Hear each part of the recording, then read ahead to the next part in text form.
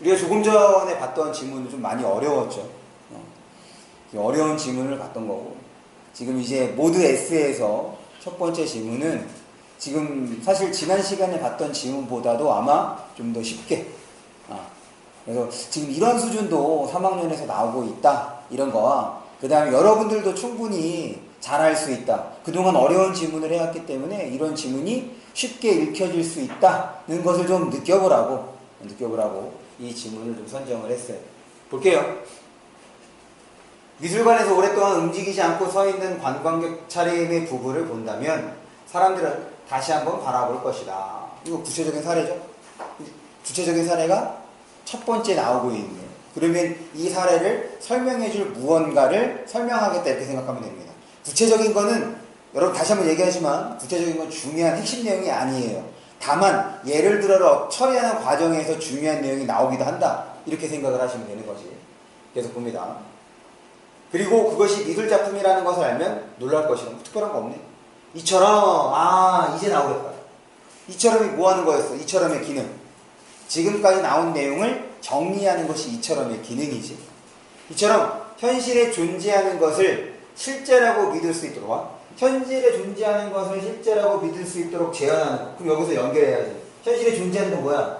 움직이지 않고 서 있는 관광객 차림의 부부가 되는 거고, 그것을 지금 다시 한번 본다 라고 하는 것은 실제로 뭐 하는 거야? 실제 관광객이라고 생각한다는 얘기인 거지. 믿을 수 있도록 재현하는 유파를 하이퍼 리얼리즘. 알고 봤더니 실제는 아니었네. 그것을 하이퍼 리얼리즘이라고 얘기를 한다. 그럼 이 글은 뭐에 대해서 설명하겠다는 거야?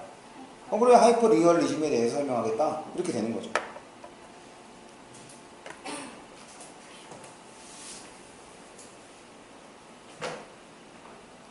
관광객처럼 우리 주변에서 흔히 볼 수 있는 것을 대상으로 고르면 현실성이 높다고 하고, 흔히 볼 수 있는 것을 고르면 현실성이 높다고 하고, 그 대상, 이 그저 나왔으니까 확인해야지. 뭐 말하는 거야?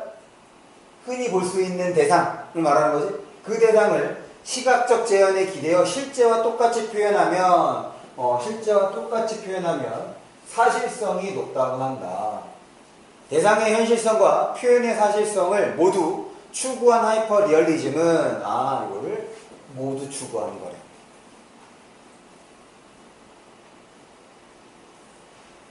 하이퍼 리얼리즘은 같은 리얼리즘 경향에 드는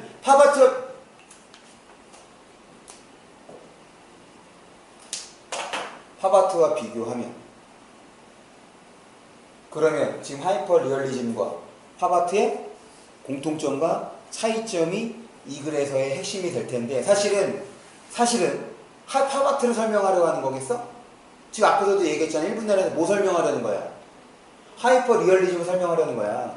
그런데 팝아트랑 비교하면 하이퍼 리얼리즘의 특성을 어떻게 할 수 있다? 더 잘 알 수 있다, 이렇게 되는 거죠. 그러니까 어떤 주된 대상이 있는 거고, 그 다음에 그 주된 대상을 설명하기 위한 부수적인 대상이 되는 거죠. 어쨌든 설명 대상이 하나가 나왔으니까 뭐 생각하자고? 공통점과 차이점. 그 특성이 잘 드러난다. 근데 같은 리얼리즘이네.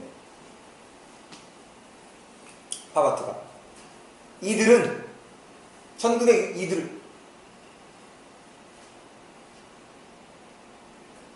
이들은 누구 말하는 거겠어? 지금 팝아트가 나오는 거니까 팝아트를 얘기하는 거겠죠? 1960년대 미국에서 발달하여 현재까지 유행하고 있는 유파로 당시 자본주의 사회의 일상의 모습을 대상으로 삼은 점에서는 공통적이라고 얘기를 해줬어요. 둘 다지 하이퍼 리얼리즘과 팝아트의 대상은 뭐라? 자본주의 사회의 일상의 모습이야. 그러니까 위에서 계속 얘기해 줬잖아.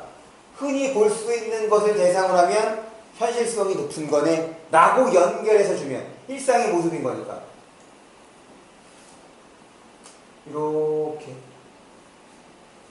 되면 뭐가 되는 거야? 현실 두 작품 모두, 두 경향 모두 뭐가 된다? 현실성이 높은 것이 공통점이다가 지금 추론할 수 있는 내용이 되는 거죠. 계속 팝아트는 대상을 함축적으로 변형했지만 이게 차이네. 하이퍼리즘은 정확하게 재현하려고 하였다. 정확하게 재현. 이미 물론 표시 안 해도 돼. 앞에서 확인했던 거랑 모두 추구한다고 얘기를 했던 거니까. 그럼 어떻게 되는 거야? 지금 팝아트의 경우는 현실성이 있지만 뭐는 없어? 그렇지. 사실성이 없는 거네. 그것이 차이점이 되는 거죠. 됐습니까? 그래서 팝아트는 주로 대상, 이거 얼마나 친절해. 대상의 현실성을 추구하지만, 계속해서 두 번째 문단이에요.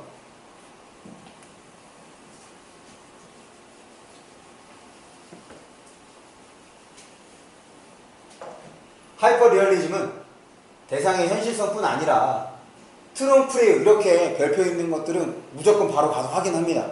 그냥 넘기지 말고. 속임수 그림이란 말로 감상자가 실물처럼 착각을 정밀하게 재현하는 것. 그럼 결국 이거 뭐에 가까운 거야? 이거 읽으면서 뭐 생각할 수 있어? 하이퍼리얼리즘이죠. 팝아트는 그런 거 아니잖아. 변형한다고 얘기를 했으니까. 하이퍼리얼리즘 대상의 현실성뿐 아니라 의의 흐름을 이어 표현의 사실성도 추구한다. 이거의 흐름을 이어만 표시해주면 되죠. 이미 이 뒷부분은 앞에서 표시했던 내용이지. 팝아트는 대상의 정확한 재현보다는 대중과 쉽게 소통할 수 있는 인쇄 매체를 주로 활용하면 인쇄 매체를 주로 활용. 그런데 왜 때? 대중과 쉽게 소통할 수 있으려고. 하이퍼리얼리즘은 새로운 재료나 기계적인 방식을 적극 사용. 새로운 재료나 기계적인 방식을 적극 사용하여 대상을 정확히 재현하는 방법을 추구하였다. 그래서 지금 두 번째 문단은 하이퍼리얼리즘과 팝아트를 비교 대조하고 있는 거야. 뭐 하기 위해서? 하이퍼리얼리즘을 부각시키기 위해서 팝아트와 비교 대조하고 있는 거죠. 왜냐? 1문단에서 제시한 게 두 가지를 한 번에 제시한 게 아니잖아. 뭐 제시했어? 하이퍼리얼리즘 제시했으니까. 지금 이거를 뭐 설명하려는 거야? 하이퍼리얼리즘 설명하려는 거야. 그런데 그 특성을 부각하기 위해서 뭐가 나온 거야? 팝아트. 됐어? 넘어갑니다. 그래서 3문단 봐봐. 지금 여기에서 구체적인 사례가 나오죠? 그럼 지금 이 그림이 뭐에 대한 그림이야? 팝아트의 하이퍼리얼리즘이야. 팝아트의 하이퍼리얼리즘이야. 하이퍼리얼리즘이거든. 그럼 뭐가 분량이 많아? 그렇지. 뭐가 핵심 내용이냐? 간단하게 생각해. 분량이 많은 거야.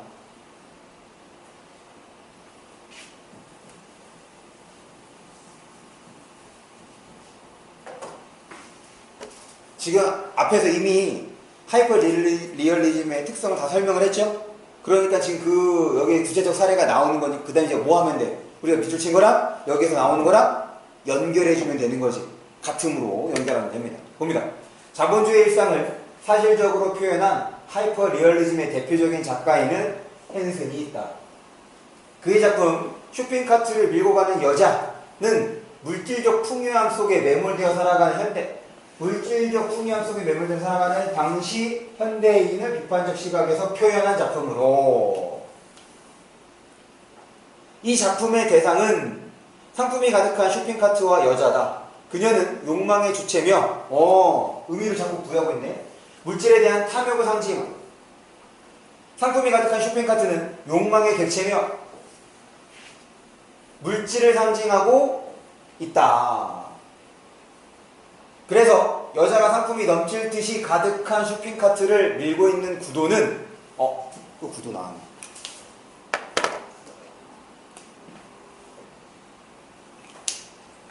다시 한번.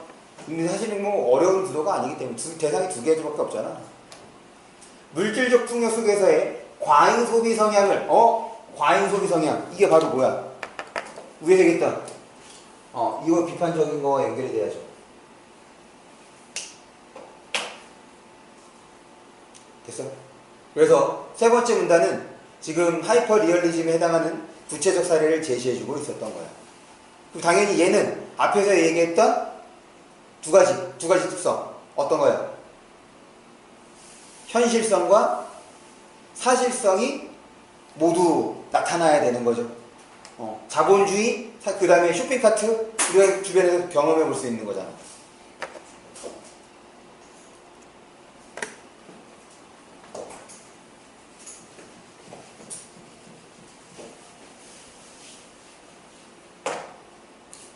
이 작품의 기법을 보면 생활공간의 전시에도 이제 기법에 대한 설명을 하네. 전시에도 자연스럽도록 자연을 전시 받침대 없이 제작하였다. 그럼 사실 이거는 뭐와 관련되는 거니?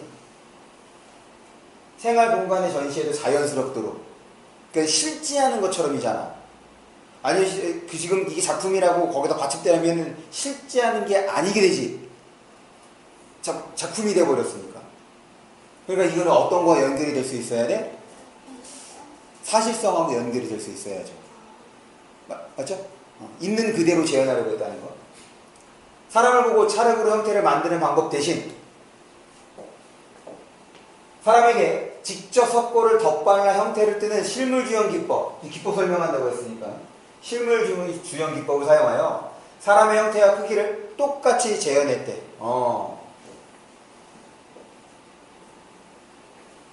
또한 기존 입체 작품의 재료인 청동의 금속재 대신에 합성수지, 폴리에스터, 유리섬유 등을 사용하고 에어브러쉬로 채색, 이런 거예요. 에어브러쉬로 채색 하여 사람의 피부의 질감과 색칠을 똑같이 재현. 지금 결국에 여기서의 기법은 다 뭐하기 위한 거예요? 사실성을 높이기 위한 기법인 거네. 이렇게 정리하면 되겠네. 여기에 오브제 확인합니다. 일상용품이나 물건을 본래 용도로 쓰지 않고 예술작품에 사용하는 교수는 일상의 용품이나 물건을 그대로 갖다 썼다는 얘기인 거지. 그럼 이것도 뭐 하기 위해서? 사실성을 높이기 위한 기법이 되는 거야. 여기에 오브제인 가발, 목걸이, 의상 등을 덧붙이고 쇼핑카트, 식료품은 그대로 사용 하여 사실성을 높였다. 이미 우리가 생각했던 거 다 그대로가 되는 거야. 마지막 문단입니다.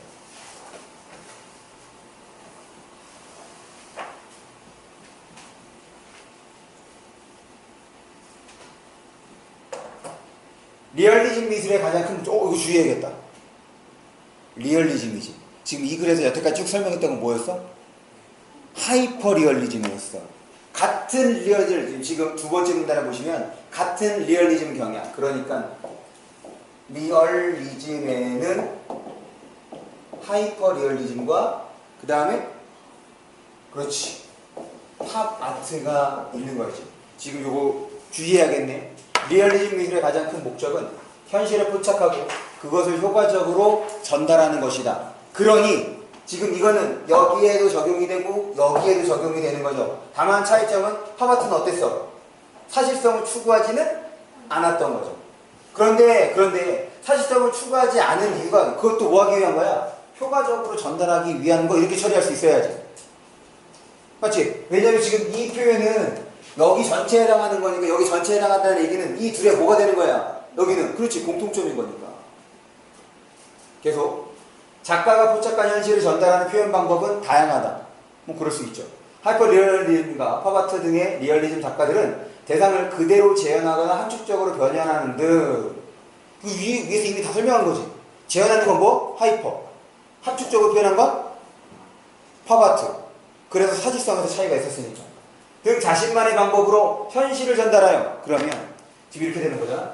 그것을 효과적으로 전달하는 것이 리얼리즘이야. 그 다음에 자신만의 방법으로 현실을 전달하고 감상자와 소통하고 있다. 이것도 뭐인 거야? 이것도 리얼리즘의 특성이 되는 거지.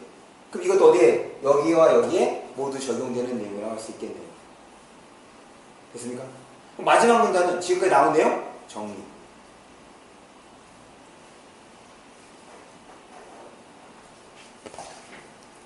문제 봅니다. 문제 어렵지 않아요.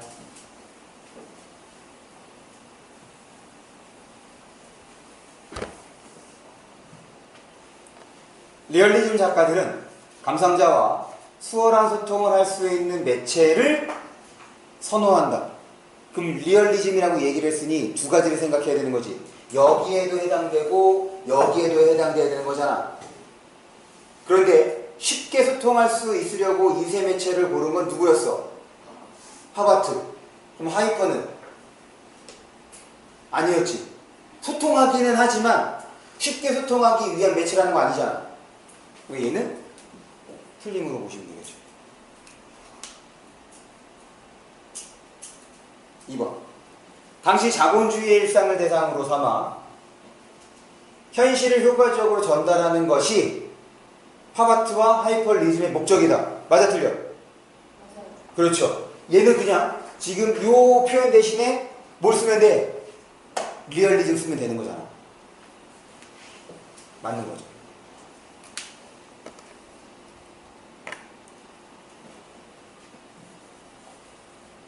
3번입니다. 트롬프레이의 전통을 이어 하이퍼 리얼리즘은 대상의 현실성과 표현의 사실성을 추구한다. 이거 맞아, 틀려? 맞아요. 지금 프레이는 어디에서 나왔던 거지? 트롬프레이? 어떤 걸 설명할 때 나온 거야?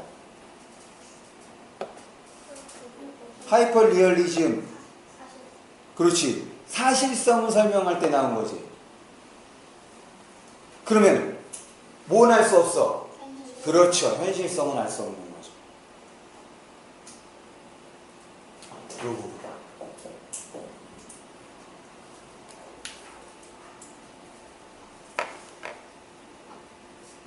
그 다음 4번입니다. 헨스는 실물주형 기법으로 만든 인체와 다양한 소재로 질감과 색채를 재현한 오브제를 활용하여 다시 헨스는 실물주형 기법으로 만든 인체와 다양한 소재로 질감과 색채를 재현한 오브제. 맞아, 틀려? 맞아요.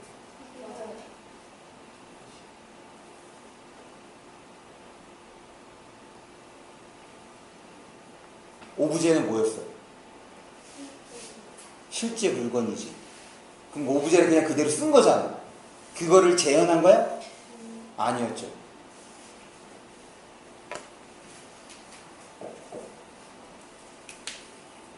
이게 틀린 거지. 재현한 게. 뒤에 거는 맞죠? 네. 그래서 얘는 틀림으로 처리를 해주시면 되겠다. 그 다음 한 지문이 남았죠? 아, 지금 시간이 좀 애매하네.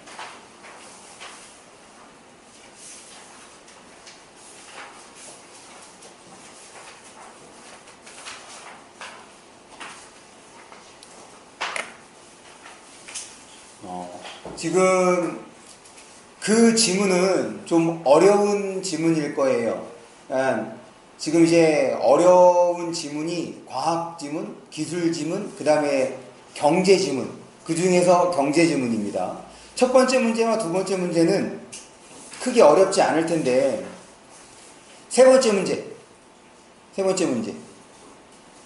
이게 우리 지난 시간에 봤던 그 물방울 있잖아, 빗방울.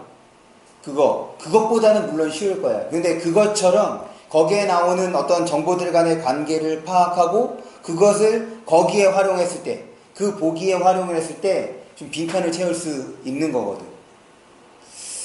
그러면 일단 그 지문만 좀 읽어보세요. 지금 읽어보시고 제가 그 지문만 좀 간단하게 좀 설명을 하겠습니다. 사실 그 지문을 갖고 온 주된 이유는 세 번째 문제 때문에 갖고 온 거예요. 그래서 얘도 이해의 측면에서 접근하는 것이 필요하다.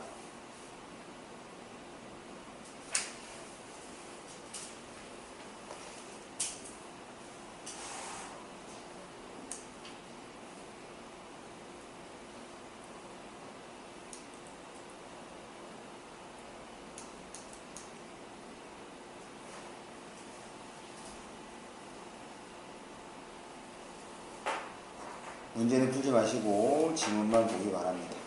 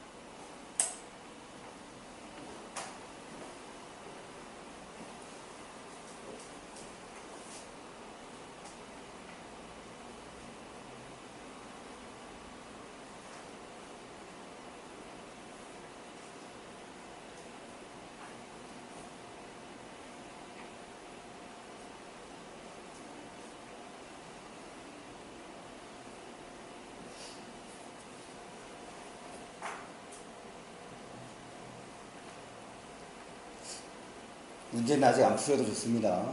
일단 지문 파악에 조금 집중해 주시고,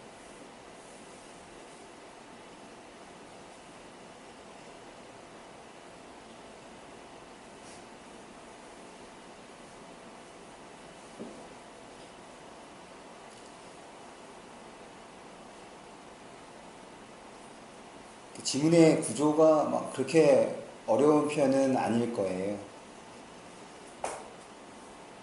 글의 내용을 정리하는 데는 어려움이 없을 거라 생각을 합니다.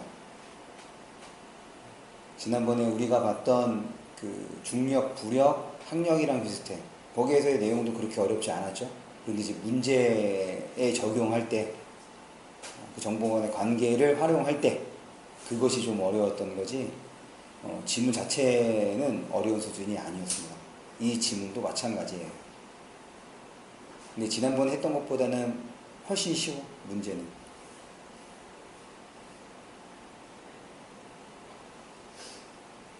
(1분) 뒤에 같이 좀 읽어보겠습니다.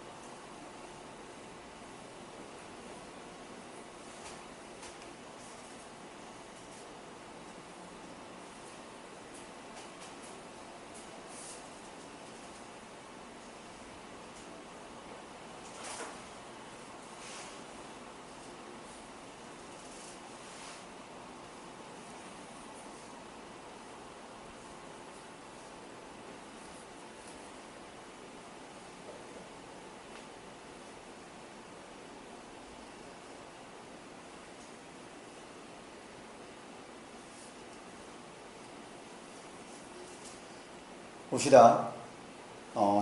이제 다음 주에는 거기에 있는 문제만 아마 풀이를 하면은 딱 이 교재가 끝나겠죠? 그럼 다음 주부터는 이제 실제로 우리가 이제 문제를 좀 풀어볼 거예요. 그렇다고 바로 한 번에 어려운 건 하지 않을 거고, 지금 3학년 문제 중에서 지금 우리가 쭉 연습했던 것을 좀 적용해 볼 수 있는, 그렇지만 좀 내용은 어렵지 않은, 마찬가지 문제도 어렵지 않은 그런 문제들을 다음 주에 좀 한번 연습을 해보겠다. 그래서 문제를 풀 때는 좀 이렇게 접근을 해야 되는 거구나, 그 전까지도 지금 이번 여름방학을 통해서 익혔으면 좋겠습니다. 보겠습니다. 통화정책에 대해서 설명하는 거죠. 일단 통화는 뭘 말하는 거야? 맞다.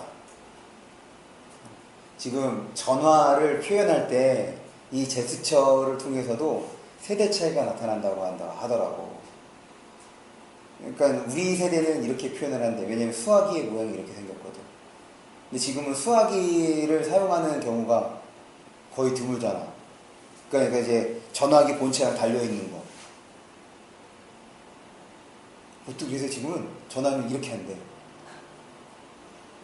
왜냐면 스마트폰이 이렇게 생겨서. 아니야? 너희들 전화 이렇게 얘기해? 나도 너희랑 똑같은 세대구나. 우리 세대 차이가 없는 거네. 그거였어. 오케이. 여기서 말하는 통화는? 뭘 말하는 거죠? 여기서 말하는 통화는? 돈을 말하는 거죠, 돈. 통화정책은 중앙은행이 이것도 이제 계획해서, 중앙은행은 지금 우리나라 중앙은행, 국민은행 있고, 그 다음에 기업은행이 그랬잖아. 여기서 말하는 중앙은행은 한국은행을 말하는 겁니다. 그러니까 돈을 발행하는 은행. 그걸 이제 중앙은행이라고 얘기를 해요. 통화정책은 중앙은행이 물가안정과 같은 경제적 목적의 달성을 위해, 경제적 목적의 달성을 위해, 물가안정과 같은 이자율이나 통화량을 조절하는 거. 이자율이나 통화량을 조절하는 거. 대표적인 통화정책 수단인, 이거 사례네. 공개시장 운영은 중앙은행이 민간금융기관을 상대로 채권을 매매가 사고 파는 거죠. 금융시장의 이자율을 정책적으로 결정한, 여기 잘 읽어야 돼. 금융시장의 이자율을 기준금리 수준으로 접근시키는 것. 그러니까 공개시장 운영은 뭘 조절하는 거야? 지금 이자율이나 통화량을 조절하는 거라고 얘기를 했잖아. 그것이 통화정책이래. 그러면서 사례로 뭐 얘기했어? 공개시장 운영을 얘기했어. 그리고 얘는 뭘 조정하는 거야? 이자율을 조정하는 거죠. 아, 얘는 이제 이자율을 조정하는 거로 공개시장 운영을 얘기를 했네. 또 한 가지. 이자율을 기준금리 수준으로 접근시키는 거래. 그럼 어떻게 하는 거야? 이자율을 여기에다가 똑같이 되면 잘 이루어진 거지. 근데 거기에 준하게 이루어진다는 얘기인 거죠. 얘는 그러면 이자율을 어떻게 기준금리 수준으로 만든다는 얘기인 거 아니야. 똑같게는 안 되겠지만. 이해했어? 그래서 이 표현 때문에 이자율과 기준금리가 비슷한 개념이 되는 겁니다. 됐어? 그래서 중앙은행이 채권을 매수하면 우리 매수 무슨 뜻이었죠? 매수가 뭐였어? 우리 지난번에 했잖아. 매수, 매도, 매입. 이 단어 자주 나오는 거니까 기억하라고 그랬는데. 매수는 뭐 하는 거야? 매수는 사는 겁니다. 매수는 사는 거고 매도는 파는 거야. 채권을 매수하면 이자율은 하락하고 채권을 매수하면 이자율은 하락하고 채권을 매도하면 당연히 어떻게 되겠어? 올라가겠네. 이자율이 표시 안 했어. 충분히 우리가 머리로 처리할 수 있는 거잖아. 표시 안 했어. 대신에 여기부터를 표시해야지. 그러니까 이 이후부터. 왜냐면 이자율 하락하고 그 다음 현상인 거니까. 얘랑 이어지는 거 아니야. 인과관계로. 볼게요. 이자율이 하락하면 소비와 투자가 확대되고 경기가 활성화된다는 얘기가 좋아진다는 거야? 나빠진다는 거야? 그렇죠. 좋아진다는 거죠. 물가 상승률이 지금 이자율이 하락하면 나머지가 다 좋아지는 거구나 이렇게 되는 거지. 이자율이 상승하면 또 어떻게 되겠어? 이와는 반대. 야, 지금 1문 나갔을 때 통화정책에 대해서 설명하는 것 같아. 그런데 지금 이 통화정책과 관련된 다양한 현상들을 쭉 본 거야. 한 번에 쭉 얘기했던 거지. 마치 뭐처럼 여기 해당하는 개념을 쭉 얘기한 것처럼. 그러니까 지금 이 1문단도 어떤 역할을 하겠어? 1문단은 어떤 역할을 하겠어?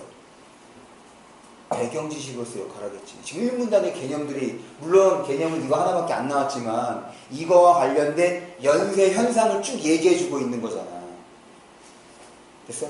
왜냐면 통화정책이 뭐였어? 이자율이나 통화량을 조절하는 거래. 그럼 여기서 뭐 얘기한 거야? 이자율이 조정이 됐을 때 일어나는 현상들을 쭉 얘기하고 있었던 거잖아. 이거 왜 얘기한 거겠어? 밑에서 그런 현상이 나올 테니까. 됐습니까? 두 번째 문단이에요. 다시 1문단에서 지금 이거를 뭐 설명하려는 거다? 통화정책, 그 중에서도 어떤 거? 공개시장 운영, 이렇게 설명했던 거야. 됐어? 그러면서 이제 이자율과 사회현상들 간의 관계를 얘기를 해준 거죠. 그것이 첫 번째 줄. 경제적 목적으로 물가 안정과 같은. 그러면 여기서 물가 안정은 어떤 게 물가 안정이냐? 이거 알아 혹시? 지금 물가 안정은 어떤 게 물가 안정이에요?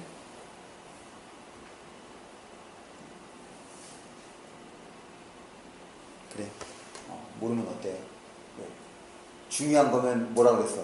중요한 거면 그래서 설명해 줄 거다. 됐죠? 봅니다. 중앙은행의 통화정책이 의도한 효과를 얻기 위한 요건 중에는 경제적 목적이었죠? 경제적인 효과를 얻으려면 요건 중에는 얘기했으니까 지금 그거 관련된 요건 여러 가지를 얘기하겠네.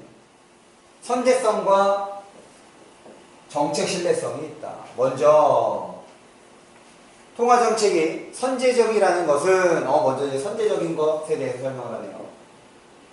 중앙은행이 경제 변동을 예측해 이에 미리 대처하는 것. 기준금리를 결정하고 지금 이 기준금리 이꼴 이제 뭐가 되는 거야? 기준금리 이꼴 뭐가 돼야 돼? 지금 이게 완전히 똑같은 개념은 아니죠. 똑같은 개념은 아니고 기준금리와 유사한 거 뭐 있었어? 이거 이자율이라고 해야지. 왜? 이거 왜? 지금 공개시장 운영이 뭐였어? 공개시장 운영이 지금 민간 금융기관의 이자율을 기준금리에 접근시키는 것이 공개시장 운영이었다며. 그래서 그거 어떻게 처리했어? 같은 건 아니지만 비슷한 거. 왜냐하면 목적이 거기에 가깝게 만드는 거기 때문에. 됐어? 그래서 기준금리를 결정하고 공개시장 운영을 실시해 교육과 실제 나타날 때까지는 이자율을 조정한다는 얘기, 이 생각을 해야 된다는 얘기인 거지. 나타날 때까지는 시차가 발생하는데 이를 정책 외부 시차라고 한다. 이 때문에 선제성이 문제가 된다. 이 때문에 선제적 정책 외부 시차가 발생하기 때문에 이 시차를 어떻게 하려고 하는 거겠어? 선제성이라는 얘기는 이 시차를 어떻게 하려고 하는 거야? 지금 미리 대처하는 거잖아. 근데 그 효과가 실제로 나타날 때까지는 시간차가 있다며? 이것 때문에 선제성이라는 얘기야. 그러면은 정책 외부 시차를 어떻게 하려는 거야? 외부 시차를 어떻게 하려는 거야? 줄이려는 거겠지. 그러니까 미리 하는 거 아니야? 예를 들어 중앙은행이 경기 침체 국면에 들어서야 비로소 기준금리를 인하한다면 이자율이 내려간다면 이렇게 되는 거라고. 정책 외부 시차로 인해 경제 스스로 전체 국면을 벗어난 다음에야 그럼 기준금리가 인하하면 어떤 현상이 일어났었는데 지금 1분단에 그거 나오잖아. 이자율이 내려가면 어떻게 됐어? 투자되고 그 다음에 물가 올라가고 이렇게 됐던 거 아니야. 그러면 벗어난 다음에 정책 효과가 발현될 수 있다. 이 경우 경기 과열과 같은 부작용이 수반될 수 있다. 그래서 뭐 한다는 거야? 그래서 선제적으로 한다는 얘기인 거지. 알겠어? 따라서 중앙은행은 통화정책을 선제적으로 운영하는 것이 바람직하다. 뭐 하기 위해서? 경기 과열을 막기 위해서. 경기가 침체된 경우에. 뭐 때문에? 정책 외부 시차 때문에. 그럴 때 지금 이 부분이 되는 거죠. 지금 기준금리를 인하한다면 지금 거기에서 이 부분 다음에 해당하는 내용이 1문단에서 갖고 와서 생각을 해야 되는 거야. 그러니까 1문단은 배경지식으로서 역할을 한다. 그럴 때 중요한 요소가 기준금리. 왜냐면 앞에서 뭐 얘기했어? 이자율이 하락하고 이자율이 올라가면 이렇게 됐던 거잖아. 근데 여기서 기준금리 얘기를 하고 있는 거 아니야. 그러니까 기준금리랑 이자율을 비슷한 개념으로 처리할 수 있었어야 됐다. 1문단을 통해서. 3문단입니다. 그래서 지금 요건으로서 첫 번째 선제성을 얘기했어요. 그럼 이제 뭐 남았어? 선제성 얘기했으니까. 정책 신뢰성이 남은 거지. 3문단은 정책 신뢰성에 대해서. 그러니까 이 글은 통화정책으로서 공개시장 운영을 얘기하고 있고, 지금 이것이 잘 이루어지기 위해서는 두 가지 요건, 선제성과 정책, 그렇죠, 신뢰성을 얘기하고 있는 거지. 이제 이거 나온 거야. 봅니다. 또한 통화정책은 민간의 신뢰가 없이는 성공을 거둘 수 없다. 따라서 중앙은행은 정책 신뢰성이 손상되지 않게, 이거는 민간의 신뢰 않게 유의해야 한다.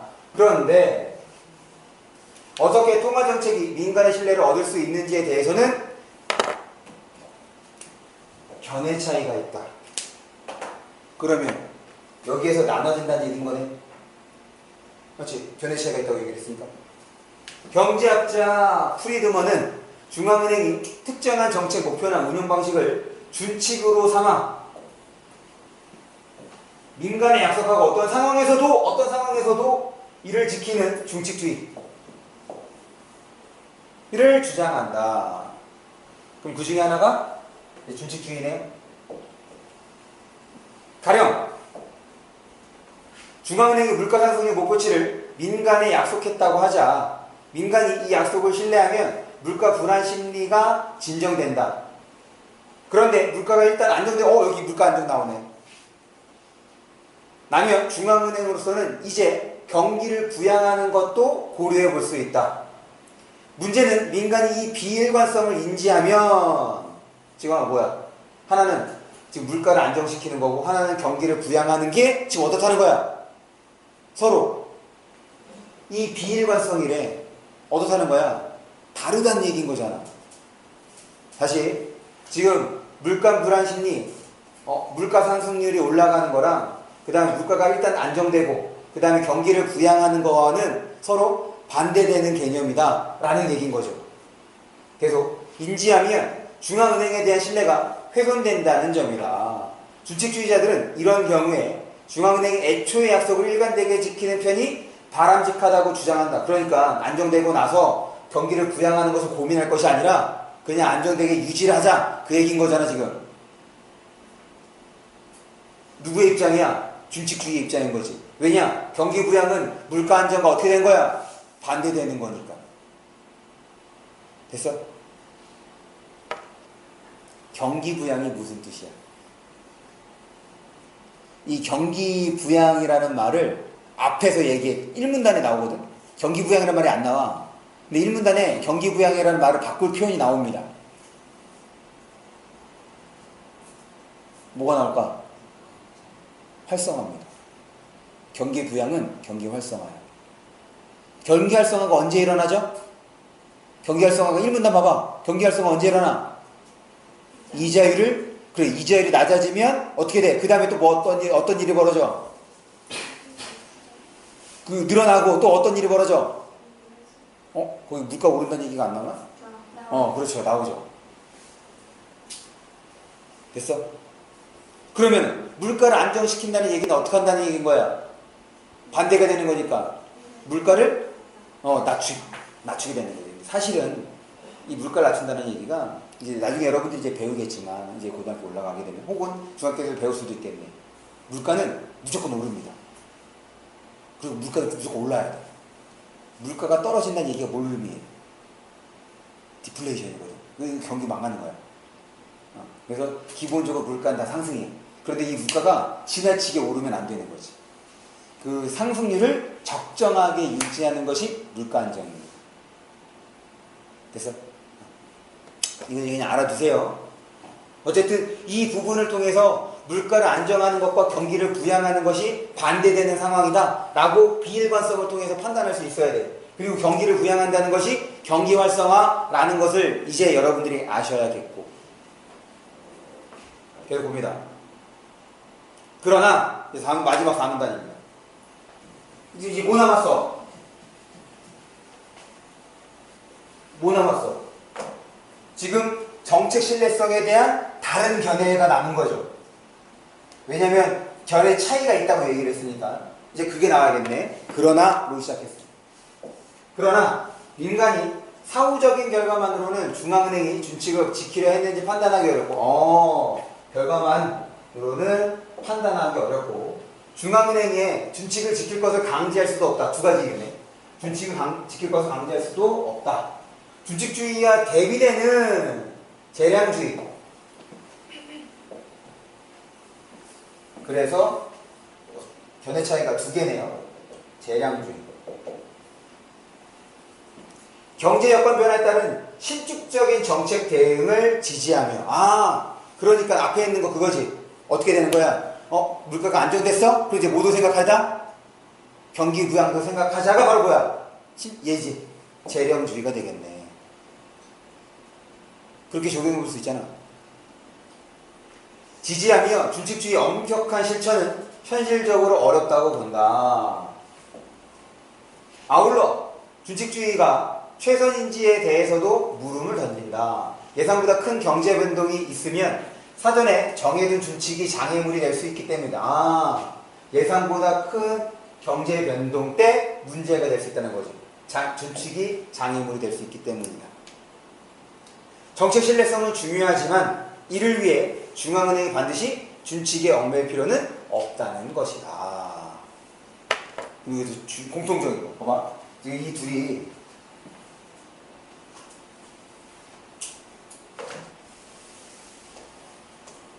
여기서 파생이 된 거잖아. 그러니까 둘 모두 모인 거야. 정책 신뢰성에서는 둘 다 중요하게 생각을 하지만 이것을 지켜나가는 방식에 대해서는 다른 생각을 갖는 거지. 왜? 재량주의자는 민간인들이 그런 것들을 파악할 때 어려울 거야. 그리고 실제적으로 중앙은행에서 그걸 지키기도 어려워. 그러니 어떡하자? 신축적으로 대응하는 것이 더 좋은 거야 라는 얘기를 하고 있는 거예요. 그렇다고 해서 정책 신뢰성을 무시하는 게 아니라는 얘기인 거죠. 그거를 마지막에 한 번 더 강조하고 있는 거예요. 그래서 지문은 그렇게 어려운 내용이 아닙니다. 구조는 이게 전부잖아. 그럴 때 다시 지금 이 앞부분 1문단에서의 이 내용이 지금 이 부분에서 선제성에서 적용이 될 수 있어야 돼. 그러려고 1문단에서 그 얘기를 했다는 거예요. 그럴 때 과정에서 중요했던 것은 지금 이자율하고 기준금리를 비슷한 개념으로 처리할 수 있는 거. 됐어? 오늘 집에 가시면 먼저 뭐부터 하시느냐? 여기 있는 문제부터 푸세요. 특히 세 번째 문제부터 푸십니다. 아시겠죠? 이 세 번째 문제는 이해를 바탕으로 풀어야 되는데 여기에서 그 관계 이해하는 거는 1문단하고 2문단. 네, 1문단하고 2문단에 나오는 내용 활용해서 지금 세 번째 문제가 아마 해결이 될 거예요. 됐습니까? 그래서 지금 그 지문을 갖고 온 이유는 앞에 이것도 물론 어려운 지문이긴 하지만 이해 측면에서 보기 문제를 해결하는 것. 보기에다가 지금 지문에 나온 내용을 적용해 보는 것을 마지막으로 좀 연습을 한번 해봤습니다. 그래서 다음 시간부터는 이제 본격적으로 문제 풀이를 좀 진행을 할 테니까 그렇게 해주시면 되겠고, 그 다음에 1차적으로 오늘도 이제 주간과정을 나갈 거예요. 먼저 지금 우리 교재 복습해 주시는데 다시 한번 복습할 때 뭐가 중요하다? 과정이 중요하다. 과정에 대한 복습, 그 다음에 팁 이런 거 한 번 더 확인을 해 주기 바랍니다. 어제 지난 월요일도 그렇고 오늘도 그렇고 좀 시간이 오버가 됐어. 다음 주부터는 딱 정강에 끝내도록 하겠습니다. 오늘도 고생하셨어요.